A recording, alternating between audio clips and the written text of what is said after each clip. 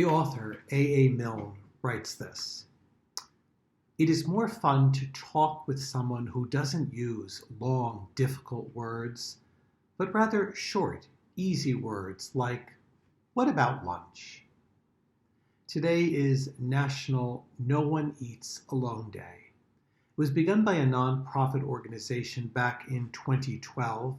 It began in a handful of schools in California, and before the pandemic hit, it had reached all 50 states, thousands of schools, and they say that it was impacting more than 1 million students a year.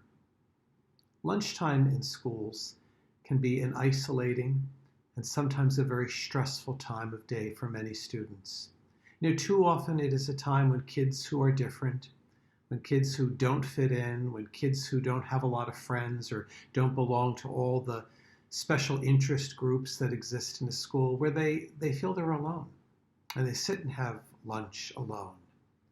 And so in a sea of tables filled with people, they can feel as if they're unnoticed, almost hidden from the busyness and the noise of a cafeteria.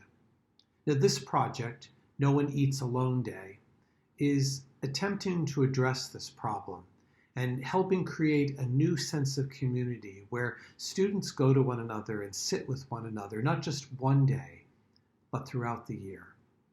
I was reading online on a website about this day, and they said certainly for all people, certainly students, but I think sometimes for adults as well, it's hard to break the ice. So what they did on the website is they provided some conversation starters. They said, perfect for a lunchtime conversation. So they said you should maybe go up to somebody and offer a compliment, find something to talk about in common, ask for their opinion about a certain assignment, or even talk about the menu and what food they like and what food you like as well. It ended by saying, don't be nervous. You can do it.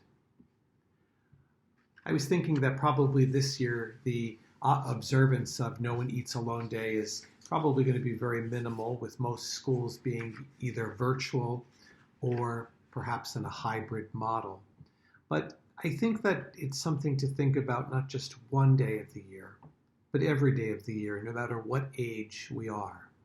Because I thought of it when I was reading at the lectionary, today's first reading for Mass from the book of Genesis. It's the moment in which the first man and the first woman eat the fruit from the tree that God had forbidden them to touch, forbidden them to eat, and realizing what they had done. The passage says, "The man and his wife hid themselves from the Lord God among the trees of the garden." They hid themselves. It's an ancient story, but it's in the Bible to remind us that it is the story of every generation, of every time and every place. People hide themselves. They hide themselves from God. They hide themselves from their own self. They hide themselves from others. Sometimes it is a bad choice. Maybe it's a sin that causes us to hide our true selves from others, to allow shame to keep us hidden from people so they don't really see us, believing that God doesn't want to see me. Many times it's some feeling of maybe being unworthy, some shame, some guilt, a sense that maybe we're not good enough, people are better than I am. Maybe there's a depression or a despair that pushes a person into the shadows. That feeling that if somebody really knew you, they wouldn't want to have anything to do with you, let alone have lunch with you. In today's gospel, Jesus cures a man who is both deaf and mute.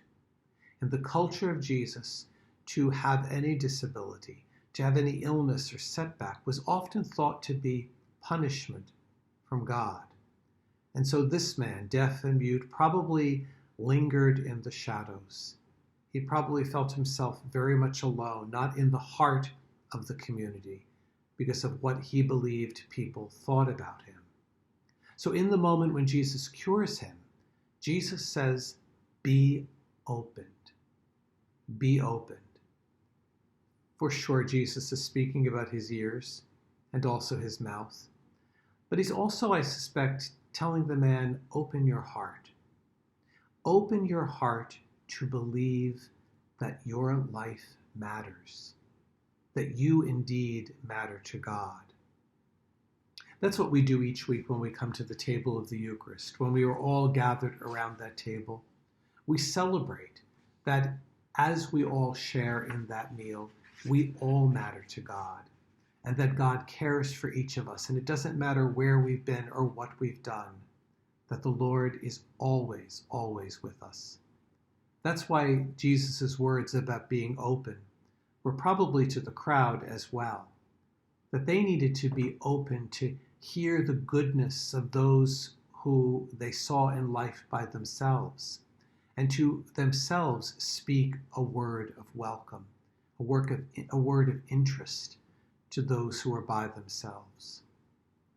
You know, those who come to daily Mass would probably realize this, or they might say it to someone who doesn't come to daily Mass, that I always pray in the intentions at daily Mass for anyone who at that hour is considering taking his or her own life, that they would, in their silent suffering, that they would trust that God would give them the grace to just try for one more hour, one more day, and to turn to others who could help them, and to trust others who would help them find the way.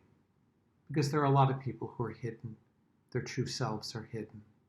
And it doesn't always have to lead to a tragedy, but there are many people who are wounded. Many people who are wounded who keep parts of their lives hidden. And then they act out in certain ways. They are angry, they're impatient. And there are these wounds that people carry, all of us to a certain extent carry, that keep us from becoming the person that God needs and wants us to be.